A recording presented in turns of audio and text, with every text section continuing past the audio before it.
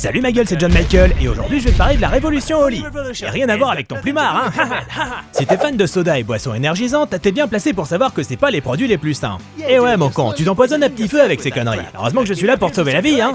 Oli, c'est une marque de thé glacé et de boissons énergisantes bien plus saines que les autres marques du genre. Si tu t'es toujours demandé d'où je tenais toute cette énergie, t'as la réponse mon con. Oli, pas de sucre, pas de taurine, des arômes et colorants naturels, des vitamines, bref, Oli c'est un petit peu le saint graal de la boisson aromatisée. Parce que s'hydrater c'est bien, mais s'hydrater sainement c'est encore mieux ma gueule. Et sa gamme de boissons énergisantes utilise de la caféine cristallisée. Résultat, ses effets durent plus longtemps que les autres boissons du genre et te permettent d'éviter le fameux crash post-caféine.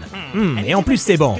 Et je te raconte même pas tous les goûts qui sont à ta disposition, t'as tellement de choix que tu vas pas savoir par où commencer. Et c'est là que ton John Michael préféré entre en scène. Grâce à mon code CASSAR5 ou en suivant le lien dans la description, tu bénéficieras d'une réduction de 5€ sur ta commande. Alors lance-toi avec un pack découverte. Comme ça, tu vas pouvoir goûter tout un panel de variétés et voir par toi-même quel goût tu préfères. Et t'auras même droit à ton shaker Oli, c'est pas magnifique? Alors si tu veux une alternative saine aux sodas et autres boissons énergisantes, n'hésite plus et teste Oli, tu m'en diras des nouvelles. À bientôt ma gueule.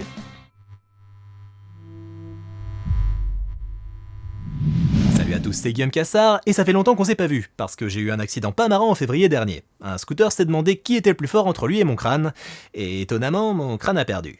Mais je retrouve la forme petit à petit, et c'est ça le plus important. Bref, trêve de blabla, on n'est pas là pour enfiler des perles. Aujourd'hui, on retourne faire un tour du côté des jeux vidéo adaptés au cinéma avec Warcraft. C'est parti. C'est en novembre 1994 que les joueurs PC posent pour la première fois leur souris sur Warcraft Orcs and Humans, jeu de stratégie en temps réel développé par la société Blizzard. Et si le succès n'est pas immédiat, le bouche à oreille finit par faire effet, faisant gonfler les ventes de façon drastique pour le plus grand plaisir de son équipe de développement. Warcraft, c'est donc la porte d'entrée vers le monde d'Azeroth, univers d'heroic fantasy au sein duquel l'Alliance, le royaume des hommes, des nains et des elfes, fait face à la Horde, le clan des orques. Et comme indiqué par son titre Orcs and Humans, les joueurs ont donc le choix entre les deux camps, orques ou humains. Les développeurs mettant un point d'honneur à ce que les orques ne soient pas considérés comme les méchants de l'histoire. Dans Warcraft, chaque camp a ses raisons de se battre et les joueurs ne sont pas forcés à prendre parti pour un groupe en particulier.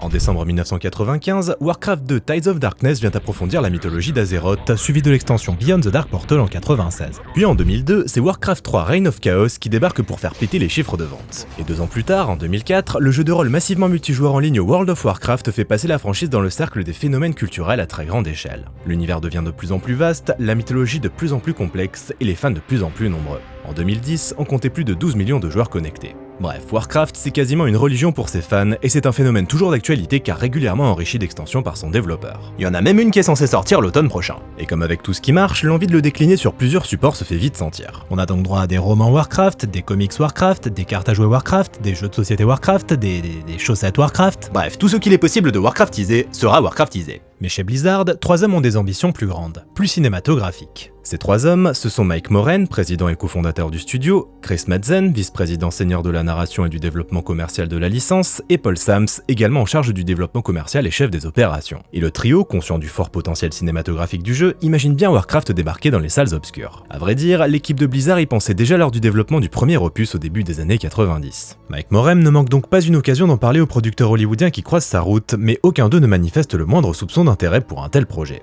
L'heroic fantasy au cinéma ? Ça marchera jamais. Et puis Morem finit par croiser la route d'un certain John Jashny, producteur en pleine recherche d'un projet ambitieux et dépaysant. Et leur conversation l'enthousiasme au plus haut point. Il croit fermement au potentiel cinématographique de Warcraft. Ainsi, au milieu des années 2000, il se voit confier les droits d'adaptation et part démarcher des centaines de studios, producteurs et réalisateurs aux côtés de Chris Metzen et Paul Sams, Blizzard tenant à rester profondément impliqué dans le développement du projet. Mais ça n'avance pas plus qu'avant. L'heroic fantasy au cinéma, après le Seigneur des Anneaux ? Vous êtes pas un peu tarés, vous ? En 2006, Jashny intègre la toute jeune société de production Legendary Entertainment qui vient de connaître un grand succès avec son tout premier long métrage coproduit avec la Warner, un certain Batman Begins. Et Legendary semble être l'endroit idéal pour y développer le projet Warcraft. Pour Chris Metzen et Paul Sams, qui avaient eu leur lot d'entretiens sans intérêt, leur premier contact avec Legendary est comme un rêve. Le courant passe en effet immédiatement avec Thomas Tull, fondateur et PDG de la compagnie. Ainsi, le 9 mai 2006, Blizzard annonce enfin officiellement qu'une adaptation de leur jeu vidéo phare est en plein développement chez Legendary et que le film sera coproduit et distribué par la Warner. Ils seront ensuite rejoints par Atlas Entertainment, société du producteur hollywoodien chevronné Charles Roven. Sauf que les mois passent et ça n'avance pas des masses cette affaire. Car trouver le bon angle s'avère compliqué. En effet, le monde d'Azeroth est vaste, alors où situer cette adaptation ? Et surtout, quand ? Car la chronologie est bien fournie également. À lui seul, l'univers de Warcraft pourrait donner lieu à une bonne centaine de films différents. Peut-être qu'avec un réalisateur à bord ce serait plus simple, se disent-ils. Et c'est ainsi que leur messie arrive. Son nom, Uwe Boll. Messi mais non Messi. Le fameux réalisateur allemand grande gueule mais sans talent qui tente de bâtir un semblant de carrière sur des adaptations de jeux vidéo fauchées et pas hyper quali. La réponse de Paul Sams est immédiate et cinglante. On ne vous confiera pas Warcraft. Pas à vous. Certainement pas à vous. Parce qu'un mauvais film pourrait faire beaucoup de mal à la licence. Suite à cette petite parenthèse, en 2009, Legendary décide de contacter Sam Raimi qui figure sur la liste des réalisateurs que Blizzard aimerait voir à la tête de cette adaptation. Alors pour ceux qui suivent pas, Sam Raimi c'est notamment la trilogie Evil Dead et la trilogie Spider-Man avec Tobey Maguire. Donc le mec il s'y connaît un petit peu en fantasy et grand spectacle. Et Raimi fait immédiatement part de son enthousiasme concernant le projet. Il aime World of Warcraft et il est persuadé que le jeu pourrait donner naissance à un excellent film. Il accepte donc avec joie de prendre les rênes du projet, sauf qu'il doit d'abord travailler sur son Spider-Man 4. Mais en 2010, Spider-Man 4 tombe à l'eau. Du coup, il revient bosser sur Warcraft. On lui fait alors lire un scénario écrit par Gary Whitta en collaboration avec Blizzard, mais le réalisateur n'est pas convaincu. Il aimerait s'approprier pleinement le projet et raconter sa propre histoire. Il demande donc à écrire un nouveau scénario avec Robert Rodat, auteur du script d'Il faut sauver le soldat Ryan. Il pitche l'histoire qu'il a en tête à Legendary et il lui donne le feu vert. Il part ensuite la pitcher à Blizzard, mais l'équipe est plus réfractaire. Pour autant, ils ne disent pas non et Robert Rodat part donc écrire le scénario. 9 mois plus tard, le script est prêt, et l'équipe de Blizzard fait à nouveau part de ses réserves. Ils ne sont pas satisfaits de l'approche adoptée par Raimi et décident donc de poser leur veto.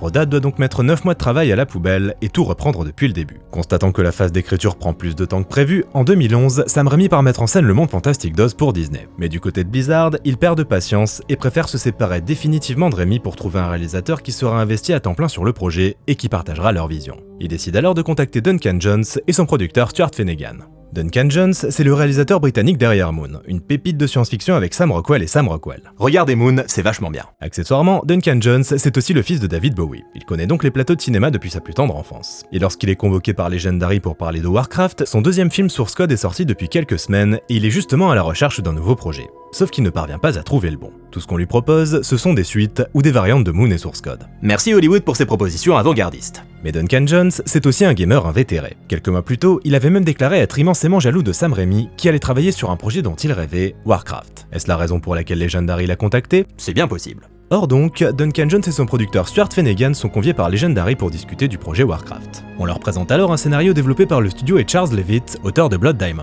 Mais Jones n'est pas convaincu, car ce script ne présente pas ce qui constitue selon lui l'aspect le plus important de Warcraft, sa dualité. Ici, les humains sont présentés comme les gentils héros et les orques comme les méchants monstres. Pour Jones, c'est une erreur, car le jeu n'a jamais donné plus d'importance à un camp qu'à un autre. Il faut donc que le film suive cette logique et que des héros soient présents des deux côtés. En entendant ça, l'équipe de Blizzard est aux anges. C'est exactement ce qu'ils souhaitaient faire. Mais leurs interlocuteurs ne cessant de leur répéter que des personnages orques ne fonctionneraient pas auprès du grand public, ils avaient laissé tomber l'idée. Pour Jones au contraire, c'est bien la seule manière de faire un film Warcraft convaincant. Le but étant de ne pas tomber dans le piège du manichéisme. Ainsi, pour son plus grand plaisir, Legendary et Blizzard lui font part de leur enthousiasme concernant sa vision du projet, et après plusieurs entretiens, il finit par être choisi pour porter Warcraft à l'écran. Il remanie alors en profondeur le script de Charles Levitt pour accorder plus d'importance au personnage orc. Il décide également de situer l'histoire aux origines du conflit pour mettre en place l'univers de manière organique. Le film racontera donc la première rencontre entre l'Alliance et la Horde, fournissant l'introduction idéale pour le public de non-initiés. En janvier 2013, la nouvelle est officialisée et la production démarre, toujours en étroite collaboration avec Blizzard.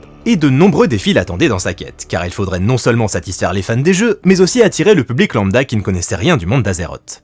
Ainsi, pour guider son approche, il pense aux films Pixar qui parviennent à fédérer adultes comme enfants. Warcraft devrait donc faire la même chose avec les gamers et les non-gamers. Première étape particulièrement cruciale, recréer Azeroth. Pour ce faire, Jones s'adjoint les services du concepteur Gavin Bucket, qui sera chargé de concevoir l'univers visuel du film. La requête de Jones, prendre le jeu comme base et le rendre réaliste, mais sans pour autant partir sur une approche macabre et sombre. Azeroth doit être lumineuse et riche en couleurs. À ses côtés, le superviseur des effets visuels Bill Westenhofer, tout juste oscarisé pour son travail sur l'Odyssée de Pi. Les deux hommes collaboreront de façon rapprochée pour faire naître l'univers de Warcraft sur grand écran et décider quelle technologie sera la plus adaptée aux besoins de telles séquences, de telles créatures ou de tels décors. Pour Bucket, l'apport de Westenhofer sera inestimable. Pour cause, ce dernier est un énorme fan du jeu, alors que Bucket, lui, n'y connaît absolument rien. Ainsi, quand il doit concevoir la ville de Hurlevent, il demande conseil à Westenhofer qui part se connecter sur le jeu pour explorer la ville et prendre note des lieux les plus représentatifs et appréciés des joueurs. Il fait ensuite son rapport à Bucket, grandement aidé par ces informations. Mais il n'y a pas que les décors à concevoir, il y a aussi toutes sortes de créatures. Dans l'équipe chargée des dessins préparatoires, on peut trouver des artistes venus de chez Blizzard comme Wei Wang, et c'est justement lui qui concevra les principaux personnages orques. Et du coup, parlons orques.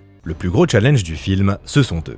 les orques. Pour Duncan Jones, il est capital que le public puisse s'attacher à ces énormes bêtes de plus de 2 mètres de haut qui n'ont pas un abord spécialement amical. Si ces personnages ne fonctionnent pas, c'est tout le film qui risque bien de s'effondrer. Ainsi, il est rapidement décidé de recourir à la technologie de performance capture, notamment utilisée par James Cameron sur Avatar. Duncan Jones se rapproche alors de la légendaire société d'effets visuels ILM, où Jeff White, qui compte sur son CV le Hulk de Avengers, semble être la personne idéale pour donner vie à ces autres géants verts. D'autant que la technologie de performance capture conçue par ILM sur le Marvel n'attendait que le bon projet pour être développé plus en profondeur. Et Warcraft semblait être le film idéal pour ça. Le but, pousser la technologie dans ses derniers retranchements pour que le public ait véritablement l'impression d'être face à des orques authentiques filmés en Azeroth. Il faudra capturer l'intégralité de la performance des acteurs qui les incarneront. La moindre expression, la moindre nuance dans le regard. Tout devra être parfaitement retranscrit sur les modèles numériques des orques. Car c'est dans les nuances que naîtra le réalisme. L'univers de Warcraft a ceci de particulier que le sens des échelles y est décuplé. Tout est immense. Gavin Bochet s'attache donc à retranscrire fidèlement l'immensité de cet univers et chaque élément voit son échelle moyenne multipliée par 2. Sauf qu'une question finit par se poser. Où bâtir ces décors immenses? Et la réponse est vite trouvée, dans des studios immenses. Étant donné la nature profondément fantastique du monde d'Azeroth, il n'est pas envisagé de partir tourner en décor naturel. Il faudra donc simuler Azeroth au sein d'immenses plateaux de cinéma, et ce sera Vancouver qui accueillera l'équipe dans les studios Canadian Motion Picture Park. Ainsi, en octobre 2013, tout se met en branle et une intense préparation de 12 semaines est lancée. La production réquisitionne alors 3 des 4 bâtiments du studio ainsi qu'un espace extérieur où le directeur artistique Dan Hermansen devra y bâtir les décors. Du côté des accessoires, c'est l'équipe de Weta Workshop, menée par Jimmy Chow, qui se met au travail. Et il y a du boulot.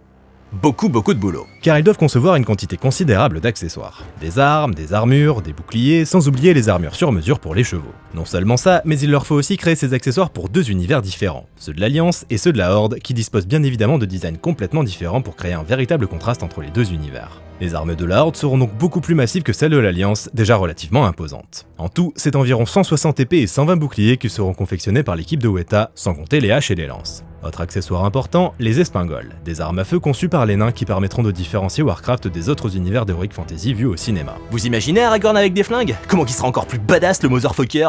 Pour ce qui est des costumes, c'est Maes Rubeo, dont le CV comprend notamment Apocalypto et Avatar, qui est chargé de donner vie à des costumes semblant tout droit sortis des jeux, mais passés à la moulinette réaliste. L'équipe de Blizzard reste toujours très impliquée dans le processus, insistant notamment sur quelques éléments à respecter absolument tels que les emblèmes et certaines couleurs bien spécifiques. Une équipe de 70 personnes s'affaire ainsi à concevoir 650 costumes à partir de tissus en provenance des 4 coins du globe. Pour la cape en plume du mage Medivh, des plumes de corbeau sont cousues une par une, ce qui nécessitera plusieurs semaines de fabrication. Et le casting alors? Parce que c'est bien beau de faire des capes en plume, mais s'il y a personne pour la porter, ça va pas aller loin cette affaire.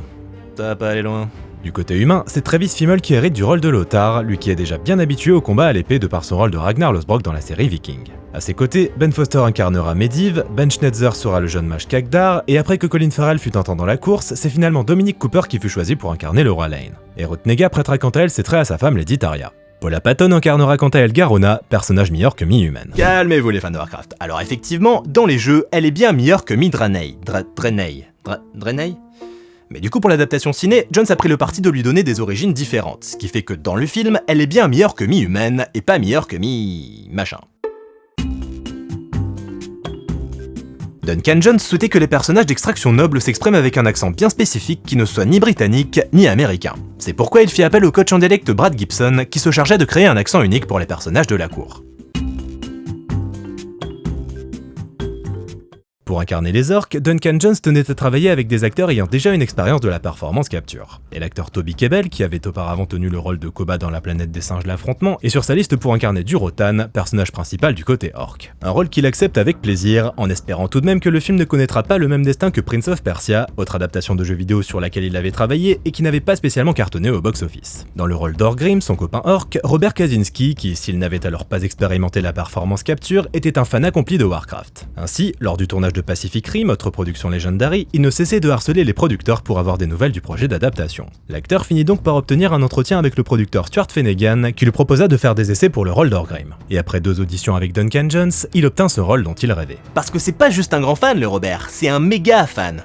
Warcraft constituait en réalité une partie capitale de sa vie, l'acteur étant classé joueur professionnel avec 600 jours de jeu à son actif. Un jeu qui l'avait aidé à traverser une période compliquée de sa vie et où s'étaient forgées de nombreuses amitiés. Bref, travailler sur Warcraft constituait bel et bien un rêve pour lui. Pour interpréter le maléfique Gul'dan, c'est Daniel Wu qui est choisi. À l'origine, l'acteur avait prévu de mettre sa carrière en pause suite à la naissance de sa fille. Ainsi, quand il dit à sa femme qu'on l'a contacté pour une audition, elle lui dit non. Mais quand il dit que c'est pour Warcraft, elle lui dit de foncer, étant une fan invétérée du jeu. Enfin, Clancy Brown incarnera Main Noire, le chef de guerre orc, et Anna Galvin sera Draka, la femme de Durotan. Tout le casting doit alors passer par une phase de préparation, tant physique que linguistique. Niveau physique, ils doivent s'entraîner intensément pour être en forme pendant le tournage. Paula Patton devra par exemple subir 4h30 d'entraînement par jour, 6 jours par semaine. Ses confrères orques, quant à eux, doivent apprendre à se déplacer d'une façon qui corresponde à la stature et au poids des créatures qu'ils incarnent. Et l'entraîneur Terry Notary les aidera à trouver la bonne approche grâce à une image. Les orques ne se déplacent pas, ils font tourner la terre. Ils doivent également prendre certaines habitudes, comme le fait de ne pas tourner la tête pour regarder sur le côté. C'est tout le corps qui doit tourner, car les épaules sont trop imposantes et parasiteraient donc leur champ de vision. Niveau linguistique, David Peterson, spécialiste ayant conçu des langues fictives pour Thor 2 et Game of Thrones, se voit confier la tâche de la création du langage orc. Étant fan du jeu, il connaît déjà ce langage, créé par Blizzard. Il décide donc de se servir des mots et expressions présents dans les jeux comme d'une base à partir de laquelle il développera un langage complexe. Et il travaillera en étroite collaboration avec Duncan Jones, qui sait précisément ce qu'il veut et n'hésite pas à demander à Peterson de revoir sa copie, optant pour des sonorités complexes à prononcer pour les acteurs, mais bien plus intéressantes et étranges. Pour accomplir cette tâche, Peterson doit tenir compte de la morphologie des orques, leur défense pouvant rendre la prononciation de certaines consonnes difficile voire impossible. Sur le tournage, les acteurs seront donc amenés à porter un dentier spécial pour s'assurer que ce handicap soit respecté. Et concernant la partie purement grammaticale du langage, il la basera sur des dialectes amérindiens et africains. Le coach en dialecte Brad Gibson sera ensuite chargé d'entraîner les acteurs à prononcer correctement ce langage fictif, composé de sons rarement émis par des êtres humains dans la vie de tous les jours. Autre mission pour David Peterson, créer une variante incompréhensible de l'anglais pour les scènes où les orques interagissent avec les humains, permettant ainsi de simuler l'anglais tel que perçu par ces derniers. Mais pour le linguiste, l'expérience Warcraft sera globalement décevante, ne comprenant pas pourquoi il lui fut demandé de s'éloigner autant du langage orc présent dans les jeux. Ainsi, une fois son travail accompli, il quittera le projet avec beaucoup d'amertume. Ah bah non, c'est pas tout rose, hein. De son côté, Ben Foster, un habitué de la méthode qui consiste à se plonger corps et âme dans son rôle, fait de profondes recherches sur le personnage de Medivh et pose de nombreuses questions particulièrement précises à Duncan Jones concernant le fonctionnement de la magie. Le flux magique se contente-t-il de traverser le mage ou est-il généré par ce dernier? Et qu'est-ce que cela implique pour le mage de dépenser autant d'énergie? En gros, il veut apprendre à lancer des sorts pour de vrai. Sacré Ben. Et pour ce qui est de la peau verte de Garona, incarnée par Paula Patton, si des tests de maquillage sont réalisés sur l'actrice, il est finalement décidé de procéder numériquement pour un résultat jugé plus percutant. Et c'est ainsi que le 13 janvier 2014, Duncan Jones entreprend le tournage le plus ambitieux de sa courte carrière, avec un budget de 160 millions de dollars, loin des 5 millions de Moon, son premier film, et des 32 de Source Code. C'était donc parti pour 18 longues semaines de prise de vue, où chaque jour allait proposer son lot de défis à l'équipe. Fort heureusement, la pré-production de 12 semaines leur permit d'éviter les problèmes, et si le tournage allait s'avérer épuisant pour tout le monde, tout se passerait globalement bien. Du côté des acteurs, ils se rendirent rapidement compte à quel point leur entraînement fut une bénédiction. Le tournage s'avéra en effet extrêmement exigeant point de vue physique, donnant pas mal de fil à retordre au réalisateur de seconde équipe et coordinateur des cascades Tom Trothers. Au programme, beaucoup de combats à l'épée et de cascades diverses, notamment des projections dans les airs parfois à l'autre bout du décor, le tout en étant engoncé dans d'énormes armures. Dans le jeu Warcraft, l'équipe de Blizzard était partie du principe que plus les joueurs augmenteraient en niveau, plus leur armure devrait devenir imposante, finissant par prendre des proportions totalement irréalistes. La question se posa donc, comment traduire ceci au sein d'un long métrage? Il faut à la fois être raisonnable, tout en restant fidèle à l'esthétique générale de Warcraft. Il fut donc décidé de réduire l'échelle des armures par rapport à celle des jeux, mais elles restèrent tout de même globalement démesurées. Et si Ben Schnetzer, qui incarne Khadgar, fut dans un premier temps déçu de ne porter qu'une simple robe de mage, il sera finalement ravi de ne pas avoir à porter cet attirail lourd et peu pratique. Si le tournage est loin d'être reposant, il y règne pourtant une véritable magie de par les stupéfiants décors conçus par l'équipe artistique. Une magie à laquelle Robert Kaczynski n'est bien évidemment pas insensible, lui qui connaissait par cœur cet univers virtuel et se retrouve plongé dans sa version bien réelle. L'équipe l'invitait d'ailleurs souvent sur le plateau pour qu'il puisse voir le résultat de ses propres yeux. Et il fut aux anges lorsqu'il découvrit le décor de la salle du trône, particulièrement fidèle à sa version vidéoludique. Autre lieu impressionnant, les rues de Hurlevent et la tour de Karazhan, le repère de Medivh. Un décor vaste et complexe, bâti sur 360 degrés et réparti sur 3 étages, comprenant une bibliothèque bien fournie pour laquelle l'équipe artistique conçut plus de 3000 livres par bloc de 5 pour aller plus vite. Le golem sculpté par Medivh fut créé à partir d'une véritable sculpture admirée par Duncan Jones en Europe de l'Est. Lorsqu'il la vit, ce fut un vrai coup de foudre et il se dit que son golem devrait à tout prix ressembler à ça. La production entra donc en contact avec l'artiste pour obtenir l'autorisation de reproduire sa sculpture au sein du film. Mais le décor qui aura le plus soufflé l'équipe fut celui de la forêt d'Halloween et ses arbres colossaux, recréés en intérieur au sein d'un plateau ayant la superficie d'un terrain de foot. Pour accomplir cet objectif ambitieux, l'entièreté du plateau fut recouverte d'une canopée de feuilles sur laquelle une douzaine de chevaux devaient galoper. Les arbres disposaient d'articulations au niveau de leurs feuilles pour pouvoir varier l'éclairage, et des fonds bleus entouraient le plateau pour que l'équipe d'ILM puisse procéder à des extensions numériques en post-prod. Et même si une grande partie du tournage se passe en studio, l'équipe fera bien une journée de prise de vue en extérieur près de Vancouver pour une séquence où les soldats de Hurlevent évoluent dans un environnement enneigé. Le problème, c'est qu'on est au printemps. Ils devront donc utiliser des canons à neige et des rouleaux de tissu synthétique blanc pour faire illusion. Et si le département artistique est constamment sur le pied de guerre, c'est aussi le cas de l'équipe des effets visuels. Il faut gérer non seulement les extensions de décors, mais aussi de nombreuses créatures créées ou améliorées via la technologie numérique. Et ils travaillent souvent main dans la main avec l'équipe des effets pratiques. Par exemple, pour simuler les vols à dos de griffons, les acteurs sont placés sur un taureau mécanique. Et pour ce qui est des sorts jetés par certains personnages, on leur place des lumières colorées au niveau des poignets pour obtenir une base tangible que l'équipe de post-prod pourra retravailler. Mais comme vous le savez, la tâche la plus importante à accomplir, c'est celle qui consiste à donner vie à des géants de 200 kg appelés les orques. Pour gérer la production virtuelle, ILM fait appel à des sous-traitants. Giant Studios, qui avait travaillé sur Avatar, et Animatrix Film Design, qui avait officier sur District 9. Les deux studios seront donc chargés de la collecte des données, ce qui passe par l'application de capteurs et de mini-caméras de très haute définition près du visage des acteurs pour capturer au mieux leur performance. Giant se chargera des données du corps et Animatrix des visages. Les acteurs incarnant les orques se verront ainsi poser entre 150 et 180 points de suivi sur le visage qui permettront de récolter le maximum de données. Sachant qu'en général, on est plus dans les 30 à 60. Ici, ça rigole pas. La particularité de Warcraft est que la performance capture n'a pas lieu au sein d'un espace vide spécialement conçu pour ce genre de production comme habituellement. Les acteurs se déplacent au sein des véritables décors du film et interagissent parfois avec les acteurs incarnant les personnages humains. Parfois, c'est pas moins de 200 caméras témoins qui doivent capter leur performance. Et pour simplifier le travail de tout le monde, ils utilisent la technologie Simulcam permettant d'avoir un retour vidéo représentatif de l'image finale où les acteurs sont remplacés par le modèle virtuel des orques, aidant ainsi les cadreurs à composer leur plan en tenant compte du volume des créatures plutôt que de filmer au hasard en espérant que ça fonctionne. Parce que les orques, ils sont un peu costauds. Parfois, des orques sculptés sont utilisés comme référence sur le plateau, ce qui donne d'immenses sculptures de 2 mètres de haut, 1,20 m de large et 1 mètre de profondeur au niveau des pecs. Donc ouais, ils sont costauds. Tellement costauds que les acteurs qui les incarnent doivent être particulièrement vigilants concernant leur posture et l'espace qui les sépare lorsqu'ils interagissent. Par exemple, Kebel et Kaczynski ne peuvent pas marcher côte à côte, car les orques ont une carrure beaucoup plus imposante qu'eux. Ils doivent donc constamment tenir compte de leur masse dans l'espace. Ainsi, lorsqu'ils discutent, c'est très peu naturel pour eux car ils doivent se tenir éloignés l'un de l'autre. S'ils sont trop près, leur modèle numérique pourrait se superposer ou cacher des personnages en arrière-plan. Bref, c'est un tournage en 4 dimensions. Pour Daniel Wu, qui incarne Gul'dan, il s'agit du rôle le plus exigeant physiquement qu'il ait incarné, car il doit être extrêmement précis dans sa façon de bouger et de marcher. Rien n'est laissé au hasard dans l'expression corporelle de Gul'dan, qui est toujours voûtée. Ainsi, même lorsqu'il est immobile, cela reste exigeant pour Wu car il doit se recroqueviller et donc solliciter tous ses muscles. Après 4 mois de tournage, le clap de fin résonne le 23 mai 2014 et Duncan Jones profite de petites vacances bien méritées avant d'enchaîner sur 20 longs mois de post-production. Car la date de sortie est alors fixée au 18 décembre 2015. Et c'est donc chez ILM que tout va se jouer. La société d'effets visuels hérite ainsi d'une charge de travail tout simplement énorme pour créer les orques les plus convaincants jamais vus sur grand écran. C'est bien simple, pour cette équipe, le projet Warcraft représenta un défi sans précédent. Et pourtant chez ILM, ils en ont vu quand même, c'est pas la petite boîte qui débute. Les artistes se voient alors assigner différentes tâches sous la supervision de Westenhofer et White. Certains se concentreront sur les orques, d'autres sur les décors, et d'autres encore sur les diverses créatures qui peuplent Azeroth. Bien évidemment, ce sont les orques qui représenteront la charge de travail la plus importante. Il faut s'assurer que la performance des acteurs soit parfaitement retranscrite et s'occuper du rendu de la peau, des cheveux et des nombreux accessoires qui composent leur costume. Pour les cheveux, ILM créera carrément un logiciel dédié appelé Aircraft. Ça ne s'invente pas. Mais par chance, il dispose d'ores et déjà d'un excellent modèle pour donner vie à ces créatures, à savoir les nombreuses cinématiques en très haute définition réalisées par Blizzard pour promouvoir World of Warcraft et présenter son univers sans limite technique. Ainsi, il sollicite l'expertise de Nick Carpenter, le superviseur de ces cinématiques, pour profiter de sa grande et précieuse expérience. Ce dernier ayant déjà résolu les principaux défis liés à l'animation et l'anatomie des orques. Mais y a pas que Blizzard qui a aidé ILM, y a Pixar aussi. Pour recréer au mieux la déformation buccale causée par les dents proéminentes des orques, ILM se rapprocha en effet de Pixar qui avait développé une technologie dédiée lors de la production de Monster Academy. Et l'équipe leur fit donc une démonstration technique dont ils s'inspirèrent pour leur travail sur les orques. Mais au-delà des orques principaux, il faut aussi recréer des milliers de figures en orques pour les plans larges et les scènes de bataille. Pour ça, ILM travaillera avec la compagnie Hybrid.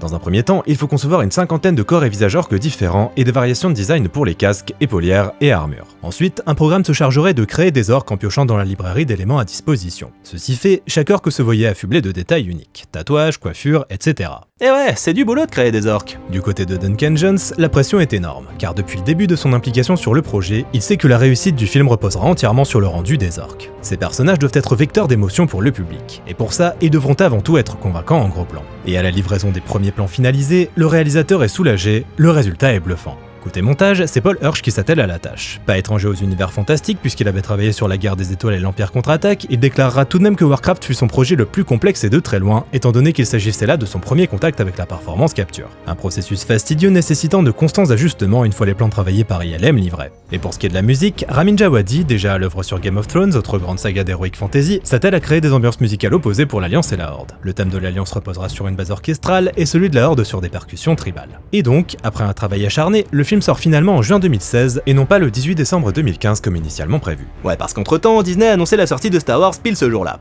Du coup, ils se sont dit que ce serait pas plus mal de...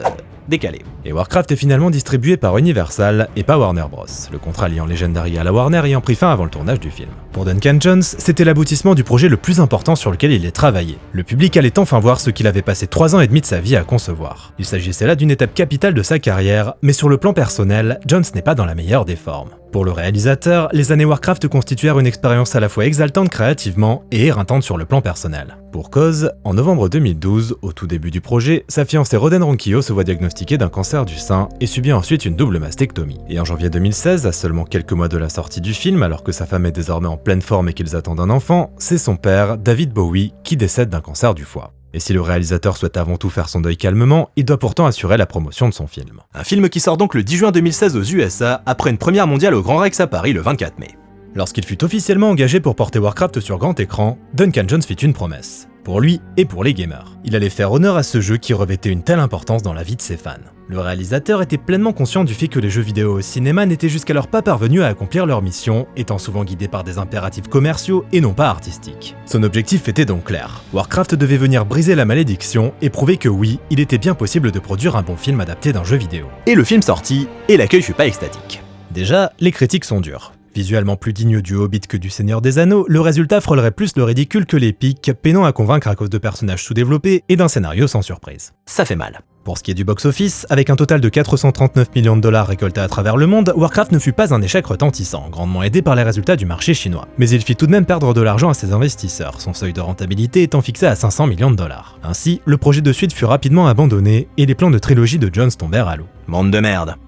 Dans Warcraft, les orques quittent leur monde natal en perdition pour s'établir sur Azeroth. Parmi eux, le chef de clan Durotan et sa femme enceinte Draka, en quête d'un monde meilleur pour y élever leur fils. Mais Durotan se méfie du leader des orques, le sinistre Gul'dan, dont la dangereuse source de puissance magique, le Fel, semble pervertir et détruire tout ce qu'elle touche. Et face à l'invasion orque, les peuples de l'Alliance, menés par le roi Lane et le commandant en chef de ses armées Anduin Lothar, s'avèrent vite dépassés. D'autant que Medivh, le magicien protecteur du royaume, semble loin d'être au meilleur de sa forme. Mais bien vite, Durotan leur propose un marché qui pourra bien leur éviter une guerre totale. Parviendront-ils à sauver le royaume ensemble? Et bah moi, j'aime bien Warcraft. Après, il faut que vous sachiez que j'y connais vraiment que dalle au jeu, donc vous aurez pas le point de vue d'un fan de Warcraft. Vous aurez juste le point de vue de Guillaume Cassard, et c'est déjà bien. Ce que j'aime beaucoup dans Warcraft, c'est son emphase sur l'émotion. On sent que Jones ne voulait pas simplement faire un film d'action bête et méchant mettant en scène des orques qui tapent sur des humains, mais bien un film guidé avant tout par une galerie de personnages auxquels on s'attache. En majeure partie. Pour commencer, Travis Fimmel est très bon dans le rôle de Lothar. Son regard intense et magnétique, qui captivait déjà dans la série Viking, continue à impressionner, et son interprétation, combinée à l'attitude maniérée et parfois extravagante de l'acteur, donne à Lothar une singularité qui le distingue des stéréotypes habituels du genre. On tient là un personnage à mi-chemin entre le marginal rebelle et le leader né, qui ne manque pas d'humour et s'avère donc particulièrement attachant. Même chose concernant Kagdar, jeune mage pas dénué de talent, mais dont la maladresse le rend très humain. Si tous les personnages de ce monde fictif complètement fantasque étaient juste parfaitement parfaits, on aurait du mal à s'attacher à eux. Mais ces deux-là, ils ont des imperfections qui non seulement les rendent attachants, mais qui font qu'on s'identifie à eux. Et leur duo fonctionne bien, mine de rien, les deux hommes apprenant à s'apprécier à mesure que le film avance, finissant par développer une relation père-fils assez touchante. Concernant Medivh, le gardien d'Azeroth, s'il ne s'agit pas de la meilleure performance de Ben Foster, on sent l'acteur impliqué comme à son habitude, apportant une gravité à ce rôle qui, pour le coup, est plus dans une tonalité over the top que Lothar et Kagdar. Medivh, mage surpuissant en proie au doute et brisé par la solitude, semble ainsi porter le poids du monde sur ses épaules. Et son basculement du côté obscur, s'il n'est pas forcément inattendu ou surprenant, s'avère intéressant tant cela semble se faire à l'encontre de la volonté du personnage. Il nous permet ainsi de constater à quel point les effets du Fel peuvent être dévastateurs à un niveau psychologique, pervertissant celui-là même qui était censé faire office de protecteur. Ça a pas inventé la poudre, mais je trouve que ça fonctionne bien. Chacun des personnages a donc droit à son lot de tourments. À ce titre, la mort de Callan, le fils de Lothar, s'avère plutôt réussie, même si le film aurait pu nous offrir plus d'interactions entre les deux personnages pour poser les tenants et aboutissants de leur relation distante, et surtout développer le personnage de Callan qui, pour le coup, est une véritable endive. Et c'est pas foufou d'être une endive. Au final, si la séquence de la mort fonctionne pas trop mal sur moi, c'est plus dû à l'empathie que je ressens vis-à-vis de Lothar, pas à la tristesse que je ressens concernant la mort de Callan. Alors que si on s'était également attaché au fils, s'il avait été autre chose qu'une endive, alors là, ça aurait été de l'explosion d'émotions, des torrents de larmes, on s'en serait pas relevé quoi. Comme la mort de Dobby. Dans la veine de Callan, le roi Lane, ou plutôt le roi Lame, parce que dans le genre personnage fade, il est en haut du panier. Je sais pas si c'est un problème d'écriture, de direction d'acteur ou d'acteur qui a juste un peu la flemme, mais le fait est que Dominic Cooper semble carrément se faire chier. Et pour le coup c'est un peu dommage, parce que lui aussi sa mort aurait pu être bien plus émouvante, d'autant plus que c'est un petit peu le point culminant du film. Mais non, ça marche pas. Lane est plat. Il est gentil en fait. Et c'est pas un compliment. Il est censé en imposer, c'est quand même le roi, la figure d'autorité suprême, mais en fait, il a juste l'air complètement largué et naïf. Un personnage loin d'être à la hauteur, donc ce qui est bien dommage. Et au-delà de ce personnage en particulier, je trouve qu'il a un peu trop de bonté du côté humain, et selon moi c'est pas crédible. Parce que bon, on est des enfoirés, on le sait, c'est comme ça. Lane veut préserver la paix, il opte donc pour la diplomatie. Ok, j'accepte. Mais du coup, il aurait été intéressant de voir des personnages humains comploter pour s'en prendre aux orques. En fait, j'aurais voulu voir deux idéologies opposées côté humain, ceux qui veulent la guerre à tout prix et ceux qui cherchent à trouver une solution pacifique, ce qui aurait pu constituer une source de conflit intéressante au sein même du camp humain et aurait donc apporté une dimension politique plus poussée et bienvenue au scénario. Bon, je suis peut-être en train de réécrire le lore de Warcraft, mais vous avez saisi l'idée. Dans ce genre de contexte, tout le monde n'est pas forcément pour la diplomatie, c'est quelque chose qu'il aurait donc été intéressant d'explorer. Concernant Garona, la semi-orque incarnée par Paula Patton, je suis plus que mitigé. J'apprécie beaucoup le personnage au début du film, son côté sauvage et imprévisible tranchant avec ses interlocuteurs humains. Mais elle s'agit beaucoup trop rapidement. Et surtout, son histoire d'amour avec Lothar fait très forcée. Ça sort vraiment de nulle part, et c'est d'autant plus dommage que leurs premières interactions sont assez prometteuses.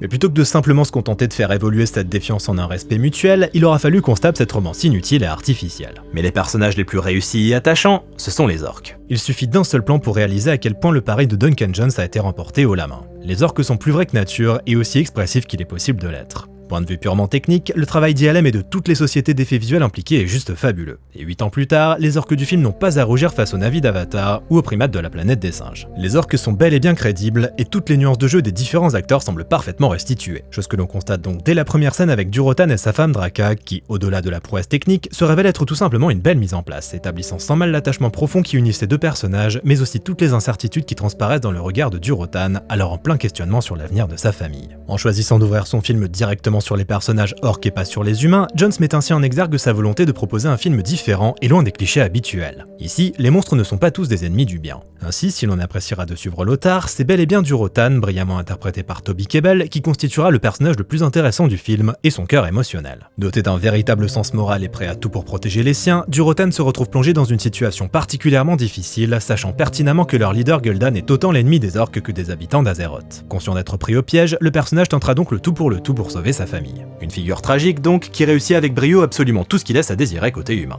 Si je me plaignais que le côté humain était un peu trop lisse et qu'il manquait de quelques retournements de situation pour mettre en place une dynamique plus intéressante et crédible, ce n'est pas le cas côté orc, où les désaccords et trahisons font partie intégrante de la dynamique. Bref, il n'y a pas grand chose de loupé côté orc, où les personnages sont marquants et pour la plupart loin d'être unidimensionnels. Le terrible Main Noire par exemple est un personnage que l'on aurait vite fait de considérer comme purement monstrueux et malveillant. Et il l'est, mais pas seulement. Plusieurs scènes nous permettent en effet de voir subtilement au-delà de cet abord monstrueux, révélant un personnage plus complexe qu'il n'y paraît. C'est donc Gul'dan qui représentera ici la figure maléfique absolue. Un orc corrompu par les effets du fel et déterminé à envahir Azeroth coûte que coûte. Sauf que son objectif semble moins de permettre aux orques d'y bâtir un bel avenir que de profiter de ses ressources conséquentes, ses habitants, pour nourrir son pouvoir. Un orc super mignon. Et je trouve que Gul'dan reste un peu trop en retrait à mon goût. Il est clairement intimidant et on ressent sans mal l'étendue de son pouvoir, mais il n'est que trop rarement au cœur de l'action. J'aurais apprécié voir une interaction directe entre lui et Lothar ou le roi Lane par exemple, ce qui aurait d'ailleurs peut-être approfondi ce dernier. Et dans l'ensemble, je trouve que plus d'interactions entre humains et orques auraient été bienvenues. On sent que Jones a préféré en garder sous le coude pour les éventuels deuxième et troisième opus, sauf qu'on les verra jamais, donc la frustration est présente. On salue quand même l'interprétation de Daniel Wu, qui nous offre un méchant solide, mais dont le potentiel n'est pas assez exploité. Mais ça, c'est un problème qui est malheureusement assez récurrent sur le cas Warcraft. Parlons maintenant direction artistique. Là aussi, il y a du bon et du moins bon. On sent bien que l'équipe a travaillé dur pour donner vie à l'esthétique des jeux et la transposer fidèlement sur grand écran. À ce niveau-là, de mon point de vue de mec qui ne connaît que très vaguement l'univers de Warcraft, la mission me paraît accomplie. Comme l'a voulu Jones, l'univers est vaste, coloré et tranche avec les univers d'Heroic Fantasy beaucoup plus sombres à la Game of Thrones. Ceci étant dit, ce côté vaste joue pour moi en sa défaveur. On l'a vu, Jones voulait respecter les proportions exagérées des accessoires et décors présents dans les jeux. Mais au bout du compte, la grandeur de certains décors numériques finit par trahir leur nature artificielle. Il manque ce côté tangible, tactile, c'est donc une approche qui ne fonctionne malheureusement pas aussi bien que l'aurait voulu son réalisateur.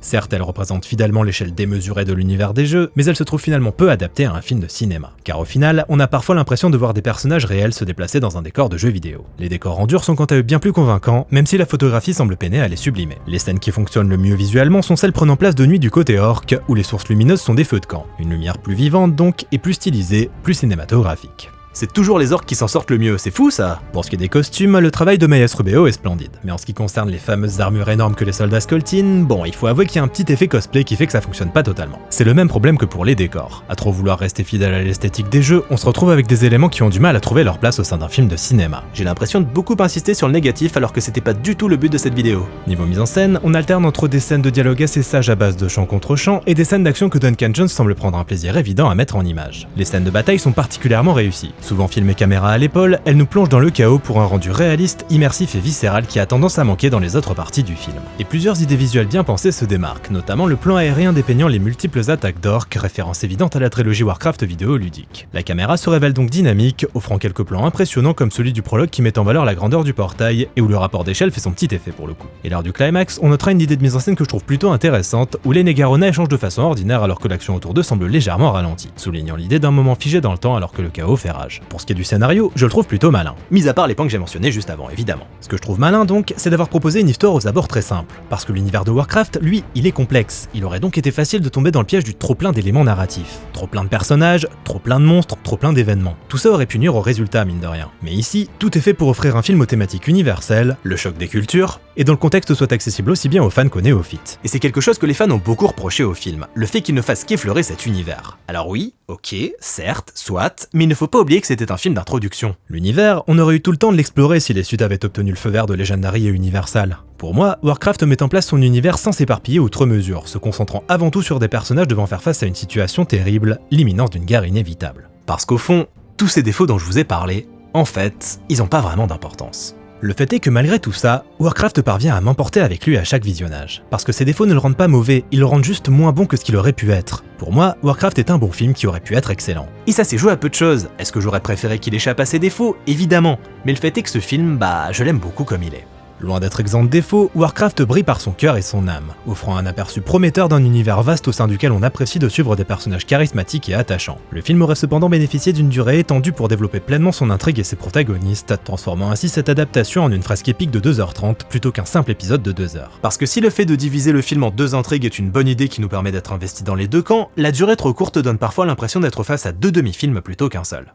En fin de compte, Warcraft laisse entrevoir ce qui aurait pu être un excellent film, mais qui reste néanmoins un récit captivant et toujours plaisant à regarder. Et le tout est rythmé par une BO réussie, évoquant tour à tour la magie de cet univers, mais surtout l'héroïsme et la sauvagerie. Bref, la guerre. 8 ans plus tard, je reste donc toujours frustré du fait qu'on n'ait pas eu droit à ces suites promises par les dernières scènes du film. Car tout ça n'était finalement qu'un prologue, une mise en bouche, et le meilleur restait à venir. Un meilleur peut-être imparfait, tout comme cet opus, mais que j'aurais personnellement pris plaisir à découvrir. Mais du coup, de quoi auraient parlé ces suites? Le plan de Jones, c'était de continuer sur sa lancée en gardant les orques au premier plan de son intrigue. La suite aurait donc pris place de nombreuses années après le premier opus, et se serait focalisée sur le jeune Goël, désormais connu sous le nom de Thrall, qui signifie esclave en langue orque, dans une histoire à la Spartacus. Dans le deuxième opus, Thrall aurait donc été esclave au sein d'un camp de gladiateurs appartenant à un personnage nommé Lande Noire, où il se lie d'amitié avec un tauren, et finit par s'échapper dans l'espoir de trouver une terre d'accueil pour lui et son peuple. Et le troisième film aurait donc conclu son histoire en le voyant accomplir ce que son père voulait par-dessus tout, fonder une nouvelle patrie pour son peuple. Marquant ainsi la fin du cycle de l'invasion d'Azeroth par les orques, mais pas la fin de la saga ciné Warcraft. Duncan Jones aurait simplement passé le flambeau à un autre réalisateur qui aurait alors raconté une autre histoire prenant place dans l'univers d'Azeroth. En tout cas, c'était l'intention de base, qui n'est plus du tout d'actualité. Pourtant, il semblerait que Warcraft finisse par faire son retour sur les écrans. C'est en tout cas ce qu'a révélé Daniel Richman, insider connu pour révéler les petits secrets hollywoodiens. En septembre 2020, Daniel aurait donc déclaré qu'un nouveau film Warcraft serait bel et bien dans les tuyaux.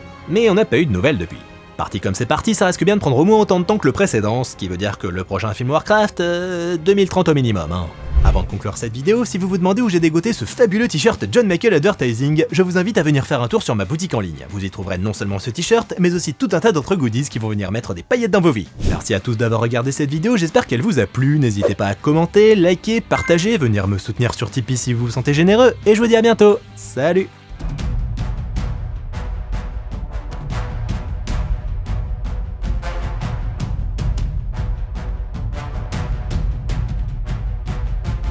Mais en 2010, Spider-Man Craft... Ok, alors celle-là je la garde pour le bêtisier.